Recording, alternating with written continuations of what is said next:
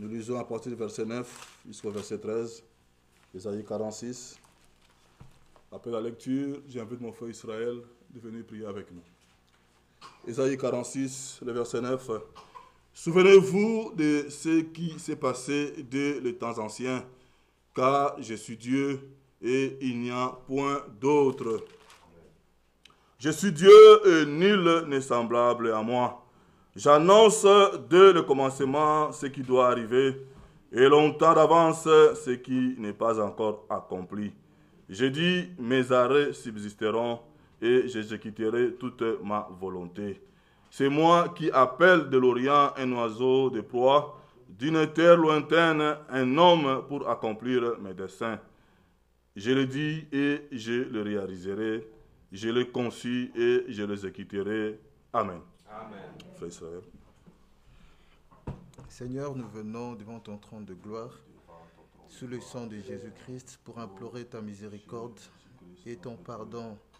Nous sommes des humains, Seigneur. Tu nous as formés, Seigneur, de la poussière de la terre. Nous ne cessons, Seigneur, de commettre des maux d'une manière ou d'une autre. Nous venons pour que tu puisses nous pardonner, Seigneur. Parce que nul parmi nous, Seigneur, peut pointer son prochain, Seigneur. Mais nous savons que tu as fait la promesse. Tu as dit, venez à moi, vous tous qui êtes fatigués et chargés, et je vous donnerai du repos. C'est pourquoi nous sommes ici, Seigneur. Nous avons entendu à Créfel, même par la prière de ton serviteur, que tu ne puisses pas nous imputer nos péchés, Seigneur. Regarde-nous sous le sang, Seigneur, de ton Fils Jésus-Christ. Rétablis de l'ordre dans ta maison. Nous croyons que tu achèves ton œuvre parce que tu as dit que tu as commencé cette œuvre en nous et tu es capable de la mener à l'achèvement pour le jour de Jésus-Christ. Seigneur, oins ton serviteur parce que tu vas nous parler et oins toute la congrégation. Bénis nos frères et sœurs qui sont en ligne, Seigneur, et que tout soit pour ton honneur et ta gloire, car je te le demandais dans le saint nom de Jésus-Christ. Amen. Que Dieu bénisse nos frères et sœurs pour sa prière. Vous pouvez nous asseoir. Nous voulons chanter pour notre Dieu, il est merveilleux. Que Dieu nous bénisse. Frère. Que le Seigneur nous bénisse. Il est un nom béni et saint, un nom divin que nul n'est comme en vain. C'est notre le salut des humains, le nom de Jésus, précieux Jésus. Oh, glorieux nom, glorieux nom, glorieux nom, le nom de Jésus, précieux Jésus. Oh, glorieux nom, glorieux nom.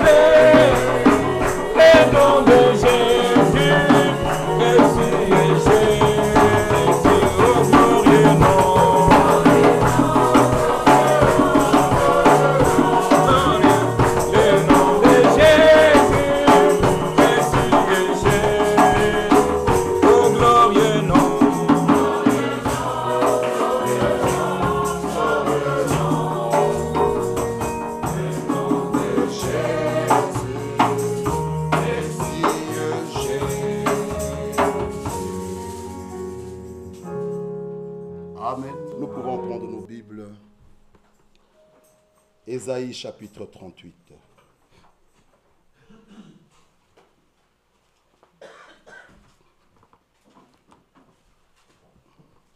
Ésaïe chapitre 38, partie du verset 1er. En ces temps-là, Ézéchias fut malade à la mort. Le prophète Ésaïe, fils d'Amoth, vint auprès de lui et lui dit, « Ainsi parle l'Éternel. Donne tes ordres à ta maison, car tu vas mourir et tu ne vivras plus. » Ézéchias tourna son visage contre le mur et fit cette prière à l'Éternel. « Ô Éternel, souviens-toi que j'ai marché devant ta face, avec fidélité et intégrité de cœur, et que je fais ce qui est bien à tes yeux. » Ézéchias répandit d'abondantes larmes. Puis la parole de l'Éternel fut adressée à Ésaïe en ces mots. « Va et dis à Ézéchias, ainsi parle l'Éternel, le Dieu de David, ton père. J'ai entendu ta prière, j'ai vu tes larmes. Voici, j'ajouterai à tes jours 15 années. Amen. Nous te sommes infiniment reconnaissants, Dieu, pour ta parole que nous venons de lire. Bénis ta parole dans nos cœurs, au nom de Jésus-Christ. Amen. Nous pouvons nous asseoir. Nous avons parlé encore le vendredi, si nous nous souvenons, de cet homme de Dieu du nom de Ézéchias. Mais ce qui nous intéresse, frère, cet homme était malade. Il devrait normalement mourir. Mais il eut une grâce que Dieu lui envoie son prophète pour lui dire « Donne tes ordres à ta maison ». Souvent, quand les gens sont malades et qu'ils veulent mourir, mais cet homme, lui, il a eu une grâce. Dieu lui envoie son prophète pour qu'il mette sa maison en ordre avant de mourir. Quelle grâce! D'avoir un avertissement que Dieu te dit de mettre ta vie en ordre, de mettre ta maison en ordre avant de mourir. Et que fit Ézéchias? Ézéchias a tourné son visage contre le mur et il fit cette prière à l'Éternel. Nous verrons, frère, la prière d'Ézéchias. La prière, ce n'est pas quelque chose que nous devons négliger. Souvent, nous négligeons la prière, mais nous parlons beaucoup. Ça, c'est une erreur grave. La prière d'Ézéchias a changé le plan de Dieu. Quelle grâce! La prière d'un homme de Dieu, la prière d'un croyant change le plan de Dieu. Quelle grâce, frères et sœurs! Il y a eu un ainsi dit le Seigneur. Or, un ainsi dit le Seigneur, nous avons dit, ça ne peut pas échouer parce que ce n'est pas l'homme qui le dit, c'est Dieu qui le dit à travers un homme. Quand il y a ainsi dit le Seigneur, la chose arrivera. Mais regardez la prière d'Ézéchias, a changé le ainsi dit le Seigneur. Quelle sorte de prière? Ce n'était pas une prière à la légère. Souvent nous prions à la légère, mais quand les choses ne vont pas bien, alors on voit la personne vouloir prier 3 jours. Mais nous devons prier de la même manière, frère. Nous devons prier de telle façon que, vous savez, quand nous voulons avoir quelque chose auprès de Dieu, nous devons prier de telle manière, comme si tu mourais dans les 5 minutes. Et tu recevras la chose. Mais quand tu pries à la légère, tu pries comme ça en négligeant, ce n'est pas comme ça. Ézéchias a prié de telle manière, Dieu a changé même le plan, ainsi dit le Seigneur que tu vas mourir, on lui a ajouté 15 années. Mais ce qui est intéressant, Ézéchias a eu même le courage de dire à Dieu, tu sais de la manière que je marchais. Est-ce que ce soir, tu peux dire à Dieu, tu sais que je marche avec intégrité de cœur. Chacun connaît son cœur. Tu peux te cacher devant les hommes, mais pas devant Dieu. Ézéchias n'a pas dit à Ésaïe, moi je suis bon, je marche comme il faut, parce qu'on peut tromper les hommes, mais pas Dieu. Ézéchias, en disant à Dieu, il était sincère, qu'il marchait correctement. Est-ce que ce soir tu peux dire ça à Dieu? Ce soir là où tu es, est-ce que tu peux dire, comme Ézéchias ici, souviens-toi que j'ai marché devant ta face avec fidélité et intégrité de cœur, et que j'ai fait ce qui est bien à tes yeux. Est-ce qu'on peut dire cela? Mais Ézéchias l'a dit, parce qu'il était sincère. Il était correct en ce qu'il disait. On peut tromper les hommes, mais on ne peut pas tromper Dieu. Tu peux te cacher devant les hommes, mais tu ne peux pas te cacher devant Dieu. Si tu te caches devant Dieu, un jour il te mettra à nu. C'est pourquoi Hébreux 4:12 dit, chaque créature n'est pas cachée devant Dieu. On peut se cacher devant les hommes, on peut fabriquer quelque chose pour plaire aux hommes, mais Dieu nous voit. Mais Ézéchias était correct avec lui-même. Il dit, j'ai marché avec fidélité, avec intégrité de cœur, et que je fais ce qui est bien à tes yeux. Ézéchias répondit d'abondantes larmes. Amen. Frère, les larmes d'Ézéchias, sa supplication et sa repentance a changé le plan de Dieu. Lisons dans Poussé à bout. Page 22. Il eut une fois un homme appelé Ézéchias. Le prophète lui dit, ainsi dit le Seigneur, tu vas mourir. Mais Ézéchias tourna son visage contre le mur, s'est mis à penser et dit, Seigneur, abaisse tes regards sur moi. J'ai marché devant toi avec un cœur pur, et je voudrais encore vivre 15 ans. Et ceci après que Dieu lui dit qu'il allait mourir. Par son désespoir, par son ardente intercession, il changea le plan de Dieu. Ézéchias avait été placé dans cet état d'urgence. Frère, quand on est poussé à bout, on est placé dans un état d'urgence, je pense que tu dois voir la chose que tu cherches. Quand tu sais que tu n'as pas le Saint-Esprit, comment tu peux dormir à l'aise et le sommeil même est bon? Normalement, tu ne dormiras pas. Tu seras comme Jacob qui t'aimera Dieu. Tu lui diras, je ne te quitterai pas, je ne t'abandonnerai pas. Sinon, bénis-moi. Comment vous dormez sans le Saint-Esprit? Si l'enlèvement s'est passé maintenant, quel est ton sort? Normalement, nous devons être comme Ézéchias. Nous devons dans un état d'urgence. Nous devons te pousser à bout et lui dire, Seigneur, si je ne l'ai pas, tu trouveras mes os ici. Mais c'est dommage. Nous faisons ce genre de prières quand on te dit, tu n'auras plus d'enfants. Là, nous pleurons. Là, on ne dort pas. Parce que le mariage va se casser si je ne lui donne pas les enfants. Nous faisons ce genre de prières quand on te donne un ordre de quitter le territoire. Là, on vient dormir à l'église. Là, on vient jeûner à l'église. On s'enferme là. Nous faisons ce genre de prières quand on est malade. Mais la guérison du corps, c'est bien. Lazare qui était mort, Jésus l'a ressuscité. Où est-il maintenant?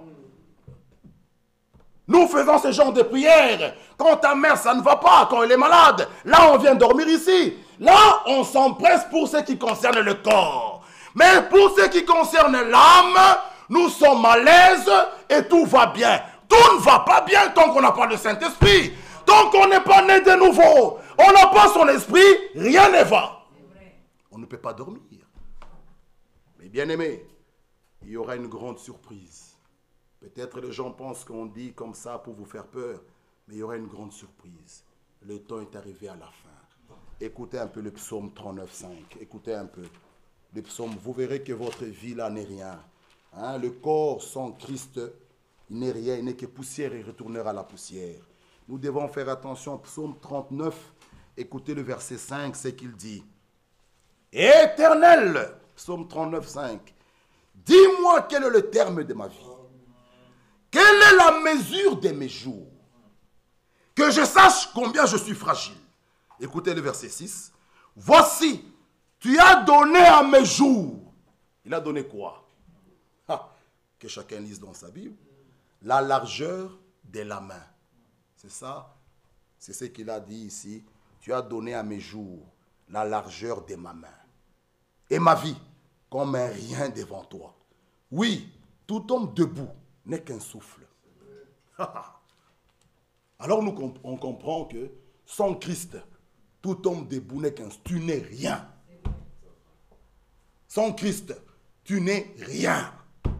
Alors si on comprend ça, nous allons faire attention, frère. Nous allons chacun nous examiner. Si je ne l'ai pas encore, tu ne peux pas dormir. Tu ne peux pas être à l'aise. Tu dois chercher la face de Dieu. Ézéchias a cherché la face de Dieu. Et Dieu l'a répondu. Il lui a ajouté encore 15 années. Il changea le plan de Dieu. Écoutez encore ceci, frère. Dieu dit à Ézéchias de se préparer à rencontrer son Créateur. Ézéchias était un roi, un homme important. Avez-vous remarqué sa supplication éternelle? Souviens-toi que j'ai marché devant ta face avec un cœur parfait. Quel témoignage pour nous aujourd'hui. Et comme cela devait être pour nous, un homme qui marche devant Dieu. Une sentence de mort avait été prononcée sur cet homme. Cependant, Dieu changea d'intention à son égard. Parce qu'Ézéchias voulait faire quelque chose. Et que Dieu dit, qui nous accordait les désirs de notre cœur? Ah! Et l'heure d'Ézéchias était venue. Il avait un cancer ou quelque chose qu'on appelait ulcère. En ces temps-là, mais nous savons en général qu'un ulcère n'est pas mortel, cela se guérit. Mais c'était peut-être un cancer qui s'ouvrit comme un ulcère. Et Dieu dit à Ésaïe, lève-toi, va dire à Ézéchias qu'il va mourir. Pourtant, Ézéchias avait quelque chose qu'il voulait encore faire. Dieu lui ajouta encore 15 années. Quelle grâce, frère.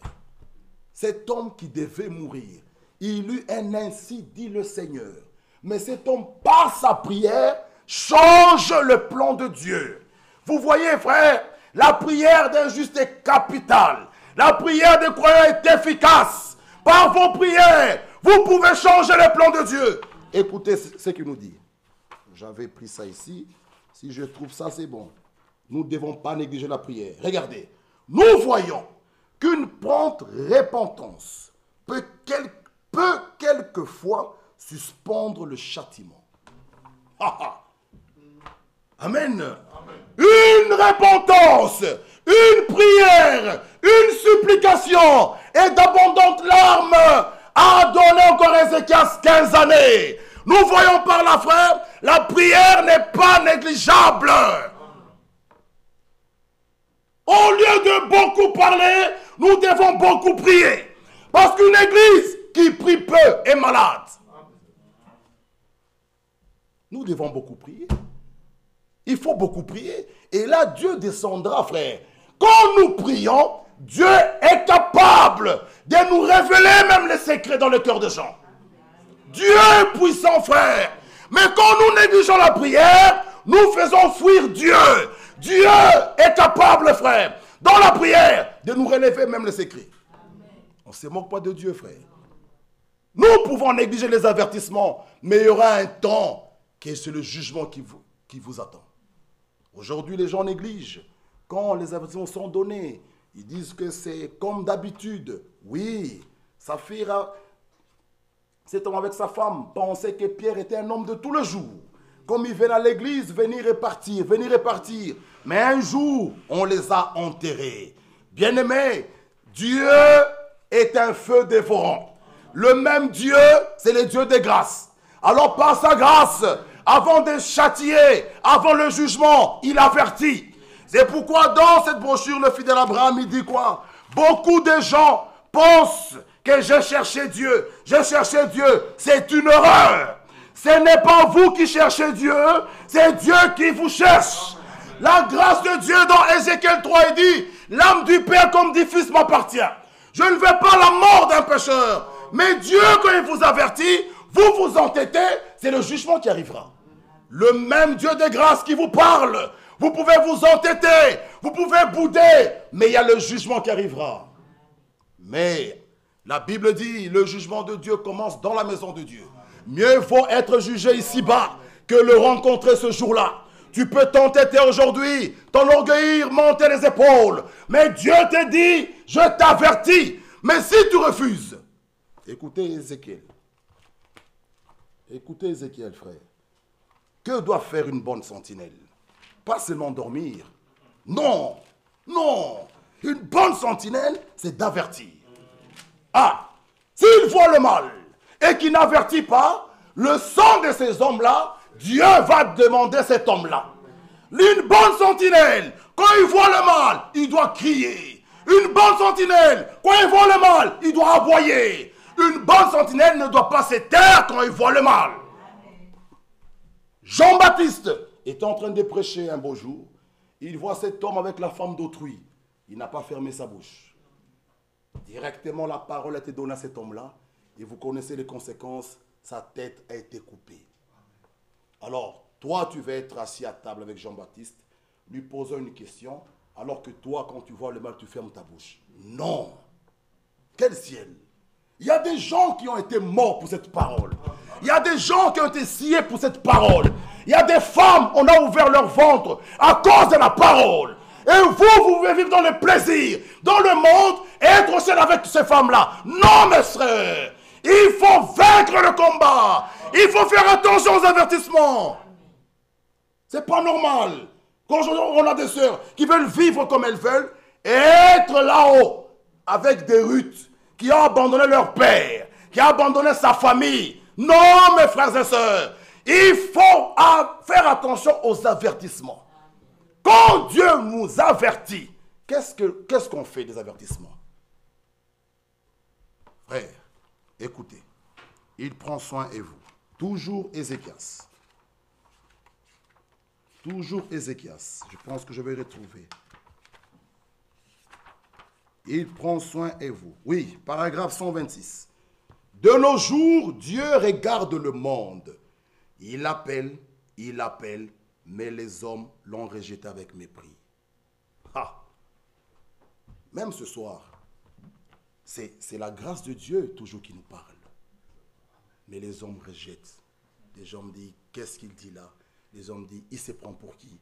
De nos jours, Dieu regarde le monde. Il appelle, mais les hommes l'ont rejeté avec mépris. Au commencement, il eut une occasion de se repentir. Quand Dieu envoya Isaïe vers Ézéchias, qu'il allait mourir, il se repentit et il eut un pardon.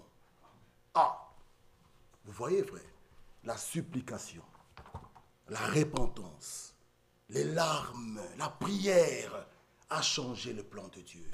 C'est efficace, ça. Nous ne pouvons pas négliger la prière. Quelqu'un peut être là, prêt à mourir. Au lieu de commencer à parler, priez. Ah, quelqu'un peut être là, même en coma. Au lieu de beaucoup parler, dire c'est l'oncle, c'est la tante, priez. Il n'y a aucune personne qui a le pouvoir sur nous. Parce que nos vies sont entre les mains de Dieu. Si quelque chose nous arrive, donc Dieu l'a permis. Ne cherchez pas un responsable. Dieu lui-même connaît toutes choses, frère. Si ton oncle est malade, ou tu es malade, ne dis pas non. Donc, la tante, non, nos vies sont entre ses mains. Alors, si nous avons ces genres de problèmes, au lieu de chercher ce qui est le coupable, priez. Mais parfois, on ne prie pas. On cherche dans la famille. Depuis que l'oncle est venu de l'Afrique, tout ne marche pas. Comment tout ne marche pas? Tu es un incrédule. Quelqu'un en Christ, l'oncle vient de l'Afrique, il vient embrouiller ta situation. Non! Si Dieu ne le permet pas, rien ne peut nous arriver. Même les épreuves de Job, c'est parce que Dieu avait permis que tu le touches, mais tu ne touches pas sa vie. Dieu avait permis, va frapper ses histoires, ses camions, ses bœufs, ses affaires. C'est Dieu qui a permis. Frères et sœurs, nous devons faire attention aux avertissements. Mais quand on nous avertit et que nous entêtons, ce qui nous reste, c'est le jugement. Souvenez-vous de cet homme que je parlais du nom de Jonas. Au chapitre 3, lisez ça en tout cas chez vous. Cet homme-là était même furieux. Il dit, mais je savais. C'est pourquoi je ne voulais pas aller à Ninive. Moi, je voulais fuir loin de toi vers Tarsis. Parce que je sais que tu es un Dieu, lent à la colère, riche en bonté. Quand Ninive s'est repenti de son mal, la Bible dit, l'Éternel aussi s'est repenti de ce qu'il voulait faire. Il est revenu sur sa décision. À cause de quoi? À cause de la repentance. Bien-aimés, frères et sœurs, la repentance encore est valable aujourd'hui. Jésus-Christ, les apôtres et tous les autres ont commencé par prêcher la repentance. Dieu, quand il entend un cœur qui se répand, il est touché en lui-même. Quand il a vu les larmes d'Ézéchias et la repentance, il a dit, je t'ajoute encore 15 années. Quelle grâce. D'abord, quelle grâce c'est que cet homme a eu d'avoir un avertissement. On lui dit, mets ta vie en ordre, tu vas mourir. Quelle grâce. Va mettre ta vie en ordre. Va mettre ta vie en ordre. J'ai lu, frères et sœurs, si je peux trouver, le prophète dit, cet homme-là savait que le temps qu'il avait était court, qu'il n'allait pas terminer à mettre sa vie en ordre. Il dit non, non, non, non, ajoute-moi encore le temps, afin que je règle avec tout homme et toute femme, afin que je règle avec les voisins et tout homme frère, afin que je sois prêt pour te rencontrer. Comment toi tu veux partir au ciel? Toi tu es prêt avec des voisins. Tes voisins, vous ne vous parlez pas. Il entre dans l'ascenseur, tu préfères faire le pied. Tu es au 15e étage. Tu préfères faire le pied. C'est malheureux. Et tu attends l'enlèvement. Quel enlèvement? Tu entres, vous vous trouvez là, là au zéro là. Elle entre de l'ascenseur. Tu préfères attendre qu'elle monte et tu la rappelles pour être seul. Ou tu prends les escaliers et tu dis Jésus revient. Quel Jésus revient? Tu as un cœur mauvais, un cœur qui hait, un cœur qui a de la haine, de la jalousie, des disputes. Non mes frères, faites attention à l'avertissement de Dieu. C'est qu'il vous reste le jugement. Vous pouvez vous entêter là où vous êtes, mais Dieu vous voit. On ne vient pas faire des jeux ici à l'église, frère. Nous venons pour que chacun s'examine. Mais si nous venons pour nous asseoir et rentrer chez nous, alors nous n'avons rien compris. Nous venons pour être taillés par Dieu. Nous venons pour faire attention aux avertissements. Mais Dieu est tellement bon. Un cœur qui se répand, Dieu accueille. Ça touche Dieu. Mais quand vous vous entêtez, il y aura un temps que Dieu ne vous parlera plus. Mais nous sommes au temps de la grâce. Voilà pourquoi il dit dans Timothée, il ne veut pas la mort d'un pécheur. Il veut que tous les hommes parviennent à la connaissance de la vérité. Il dit, je ne veux pas la mort d'un pécheur. Il ne veut pas. C'est pourquoi il vous parle. Il vous parle d'une manière ou d'une autre. Mais souvent, vous vous entêtez. Ce soir, il vous dit, faites attention à ces avertissements. Frères, Jésus-Christ revient bientôt. Chacun de nous doit examiner sa vie. Nous ne pouvons pas du tout, frère, nous entêter aux avertissements de Dieu. Et Dieu nous parle, Dieu nous montre ce qui ne va pas, mais souvent l'homme s'entête. Et nous avons dit dans Ézéchiel, regardez Ézéchiel chapitre 3, le verset 17. Fils de l'homme, je t'ai établi comme sentinelle sous la maison d'Israël. Tu écouteras la parole qui sortira de ma bouche et tu les avertiras de ma part. Quand je dirai au méchant, tu mourras. Si tu ne l'avertis pas, si tu ne parlais pas pour détourner le méchant de sa mauvaise voie et pour lui sauver la vie, ce méchant mourra dans son iniquité et je redemanderai son sang. Mais si tu avertis le méchant et qu'il ne se détourne pas de sa méchanceté, de sa mauvaise voie, il mourra dans son iniquité et toi tu sauveras ton âme. Frère, on pouvait voir dans Habakkuk, sentinelle, sentinelle. Il dit, j'étais à mon poste. Une vraie sentinelle est à son poste. Qu'est-ce qu'il fait? Il veille. Et quand il voit le danger, il avertit. Ça, c'est le travail d'une véritable sentinelle. Toi, tu es dans ta maison. Lui, il est sur la tour, en train de veiller. Après, il voit le danger, il vous avertit. Toi, tu dis, non, tu as mal vu. Mais non, tu mourras. Lui, c'est lui qui veille. Et Dieu a établi des sentinelles. Quand ces sentinelles regardent au loin, ils voient le mal, il vous avertit. Aujourd'hui, nous avons le Saint-Esprit comme sentinelle. Il nous avertit. Et le Saint-Esprit travaille comment? À travers des hommes. Et quand il nous avertit que voilà le danger, voilà le mal, voilà ça, mais les gens disent non, mais qu'est-ce qui te reste? C'est la mort, tu es en train de mourir. La sentinelle nous avertit. Et Dieu nous donne des avertissements. Mais souvent, nous ne faisons pas attention à cela.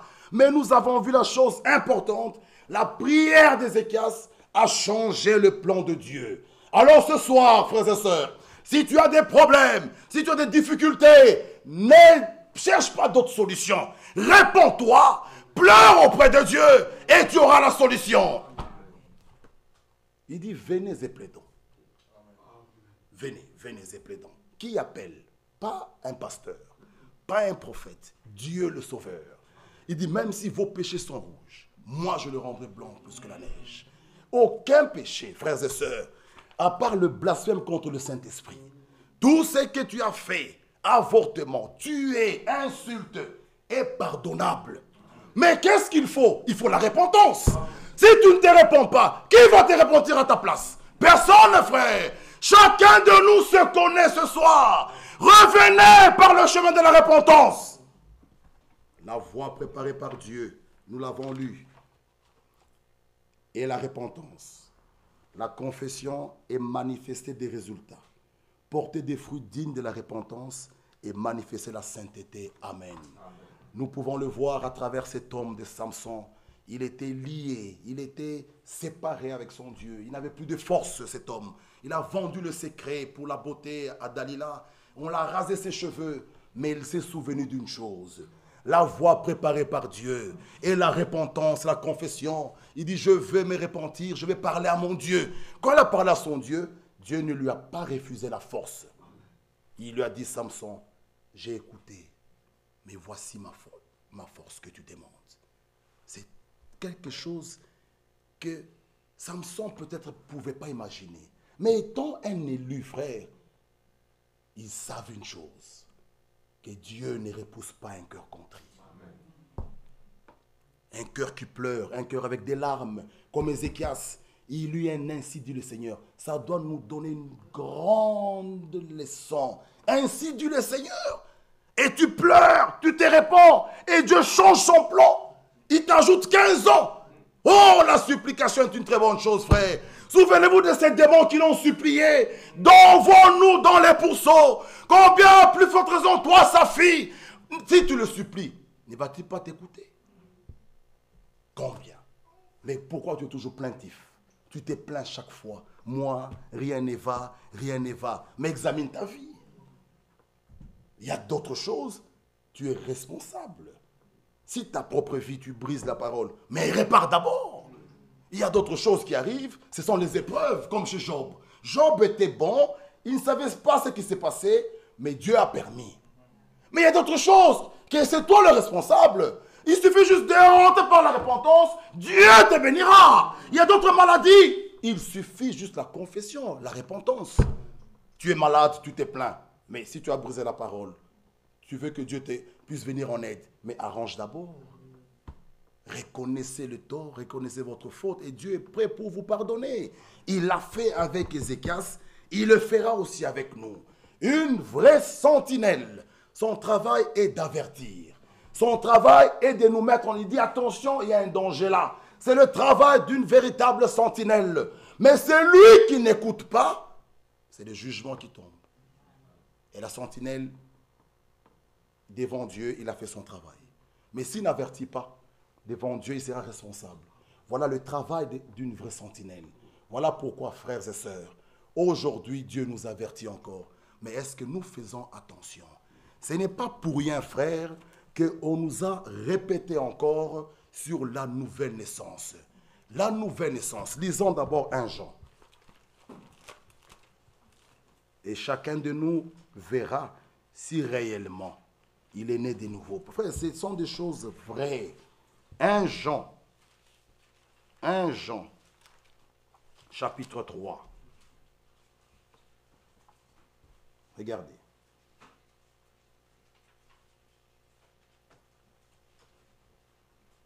Le verset 9.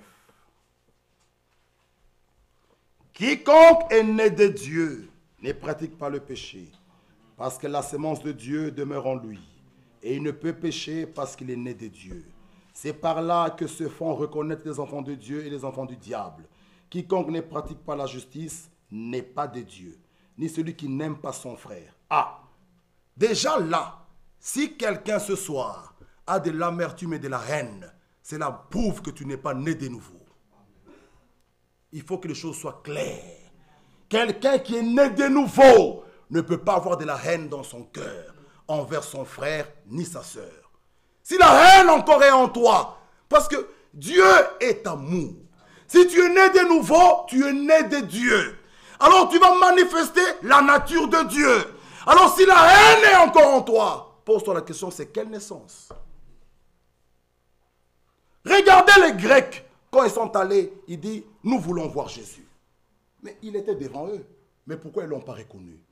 Ils ont dit à Philippe et André, ils disent, ils veulent voir Jésus. L'autre dit, ils veulent voir Jésus.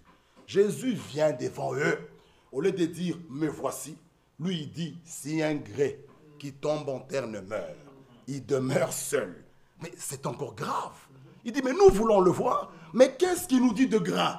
Bien-aimé frère, c'est lui qui n'est pas né de nouveau, ne peut pas voir, ne peut pas comprendre les choses du royaume. Tu es né avec ce qui est charnel. Comment tu veux voir ce qui est d'en haut? Il faut la nouvelle naissance. Mes bien-aimées sœurs, quand tu es né de nouveau, même tes aspirations de t'habiller changent. Ah!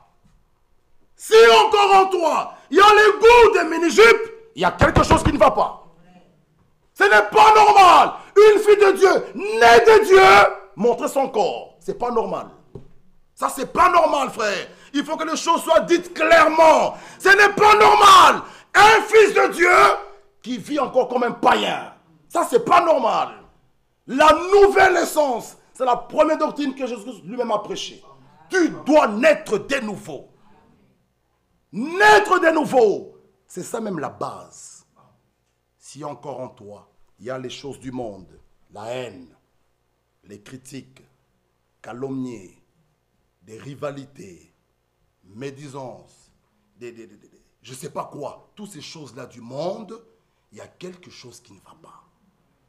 Ce n'est pas normal. Une fille de Dieu qui se met là, qui prend ton téléphone pour parler d'une autre sœur. Ce n'est pas normal. L'heure est arrivée, dit Jésus, où les vrais adorateurs doivent adorer Jésus-Christ en esprit et en vérité. Doivent adorer Dieu en esprit et en vérité. Ce n'est pas normal. Des années, on est toujours charnel. Ce n'est pas normal. Même par ton regard, on voit que cette sœur est charnelle. Ce n'est pas normal. Même vos regards doivent changer. Tu regardes ta sœur, tu l'as fait monter, tu l'as fait descendre. Ce n'est pas normal. Devant toi, cette sœur n'existe pas. Et toi, qui es-tu? Tu es poussière comme elle. Et si elle a l'esprit de Christ, elle te dépasse même. Toi, si quelqu'un n'a pas Christ, la Bible dit que c'est un homme animal. Mais comment tu regardes ta sœur, pour toi, elle doit même mourir là? Ce n'est pas normal. Ce n'est pas normal. Frère, le jugement nous attend. Si nous sommes toujours dans cet état, le jugement tombera. Parce que Dieu nous avertit pour que nos cœurs soient transformés, pour que nos goûts soient transformés, pour que ce que nous étions disparaisse, pour que le vieil homme disparaisse, nos goûts disparaissent, nos manières de faire disparaissent. Mais ce n'est pas normal aujourd'hui, dans le message, 20 ans, 15 ans, on est toujours la même personne. Ce n'est pas normal. Ça, ce n'est pas normal, frère. Il faut que Dieu nous aide. Un élu de Dieu ne peut pas résister devant la parole. Non. Si on vous donne la parole, vous résistez, posez-vous la question. Parce que ça, c'est un retour. Parce que nous étions là déjà, frère. Alors quand on vous présente la parole, comme elle est déjà en toi, il y aura un amen. Il n'y aura pas de résistance. Mais s'il y a des résistances, posons-nous des questions. Ma soeur bien-aimée, jusqu'à quand le monde doit t'attirer? Mon frère, jusqu'à quand? Les amis païens, ce sont eux tes vrais amis. Tu te sens bien avec tes païens. Oh, psaume dit, heureux l'homme qui ne marche pas selon le conseil des méchants, qui ne s'assit pas en compagnie de mon cœur, mais qui trouve son plaisir dans la loi de l'Éternel. Au lieu même de lire la Bible, tu veux aller passer ton temps avec tes amis païens en regardant les matchs, en criant. Qu'est-ce que tu gagnes? Lis même la Bible. Ce n'est pas normal. Jésus-Christ revient bientôt. Que chacun de nous fasse attention aux avertissements. Dieu nous avertit, c'est parce qu'il nous aime. Il ne veut pas la mort d'un pécheur. Notre Dieu ne veut pas. Mais c'est l'homme lui-même qui se lance sur la voie du mal. L'homme lui-même qui va vers la mort. Mais Dieu dit, non, je mets devant toi le bien et le mal, la vie et la mort. Mais choisis la vie pour que tu vives. Mais l'homme dit, non, moi je préfère la mort. Qu'est-ce que tu veux que Dieu fasse? Il n'est pas un dictateur. Il ne viendra pas te tirer de force. Non, frères et sœurs, Dieu t'aime. Voilà pourquoi il t'avertit. Parce qu'il ne veut pas la mort d'un pécheur. Il aimait le peuple de Ninive. Alors il a dit avant de frapper, Jonas, va là-bas. Et quand ils se sont repentis, Dieu les a pardonnés. Vous voyez, frère, notre Dieu est bon. Mais s'il t'avertit et que tu refuses de mettre ta vie en ordre, ce qui reste, c'est le jugement. Et ça, ce n'est pas normal. Dans notre temps, Dieu aussi nous a avertis. La venue d'un prophète, c'est un avertissement. Il faut faire attention. Dieu ne peut pas envoyer un prophète comme ça. Non, c'est un avertissement. Mais est-ce que vous prenez au sérieux les avertissements qui nous ont été dits? Mes bien-aimés frères et sœurs, que Dieu nous aide. Nous allons prier ce soir afin que chacun de nous, frères, par ce qu'il connaît de sa vie, qu'il puisse s'examiner lui-même et dire, Seigneur, aide-moi. Par la prière, la supplication, les larmes abondantes d'Ézéchias, il a changé le plan de Dieu. Alors toi, ma soeur et mon frère, ta vie qui n'est pas conforme à la parole de Dieu, tes goûts qui ne sont pas conformes à la parole de Dieu, sache une chose, Dieu ne veut pas la mort d'un pécheur. Mais si tu t'entêtes, ce qu'il te reste, c'est le jugement. Si tu ne veux pas obéir à la voix de Dieu, ce qui te reste, c'est le jugement. Voilà pourquoi ce soir, chacun de nous va vouloir ouvrir son cœur devant son Dieu et lui dire, Seigneur, me voici, je viens à toi. Ne te cache pas devant lui. Cache-toi devant les hommes, mais devant lui, ouvre-lui ton cœur. Dis, Seigneur, tu me connais. Je ne peux pas me cacher. Tu connais mes faiblesses. Tu connais mes soucis. Viens à mon secours. Mais si tu te caches devant lui, qui d'autre va te secourir? Qui d'autre va t'aider? C'est lui, David dit, je lève mes yeux vers les montagnes. D'où me viendra le secours? Le secours me vient de l'Éternel. Frères et sœurs, il peut y avoir des moments sombres dans ta vie, mais sache une chose, que Dieu est prêt pour te pardonner. Dieu est prêt pour te secourir. Mais viens seulement à lui. Nous allons incliner nos têtes et nous allons fredonner ce cœur dans la méditation et cela va nous envoyer en prière. J'étais errant plus loin de Dieu, maintenant je reviens. Le péché longtemps j'ai suivi, Seigneur je reviens, je reviens, je reviens, je reviens pour ne plus errer. Ouvre tes larges bras d'amour, Seigneur, je reviens. Oui, j'ai perdu beaucoup d'années, maintenant je reviens. Je me répands avec des larmes, Seigneur, je reviens, je reviens, Seigneur, pour ne plus errer. Ouvre tes larges